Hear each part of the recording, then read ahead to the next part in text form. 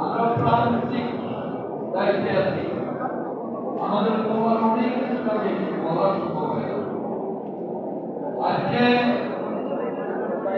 ভারত সরকারকে আমি একটা কথা বলতে চাই, পাকিস্তানকে ভেঙে বাংলাদেশ করতে আপনারা সহায়তা করেছেন। ধন্যবাদ। আপনারা তো জনদরদী, মানুষের আন্দোলন সংগ্রামের প্রতি শ্রদ্ধাশীল।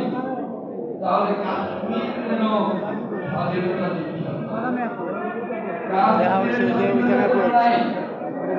বাংলাদেশে আজকে হিন্দুদেরকে ব্যবহার করে যে অপপ্রচার ভারতীয় মিডিয়া করছে তার তীব্র নিন্দা ও প্রতিবাদ জানাই।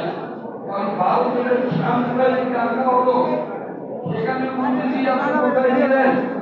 আপনার নেতৃত্বেই সেখানে মুসলমান সংখ্যাগুরু লঘিষ্ঠদেরকে নির্যাতন করা হয়েছে।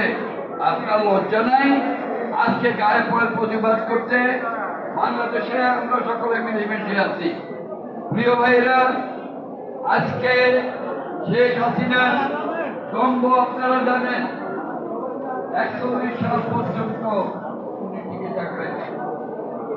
উনি এই সাংবিধানিকতা নিয়ে শেষ পর্যন্ত পালিয়ে যেতে হয়েছে। আমরা চাই শেখ হাসিনাকে বাংলাদেশে এনে এই সব হত্যাযজ্ঞের বিচার করা হোক এবং এই আওয়ামী ফাঁসিবাদের বিরুদ্ধে সকল ধরনের ব্যবস্থা নেওয়া হোক, যাতে করে এই নামে এরা কখনো আর রাজনীতি করতে না পারে। আমার বক্তব্য হল যে আজকে সামাজিক অস্থিরতা চলছে, আমরা বিএনপি করি, এটা সত্য। তাই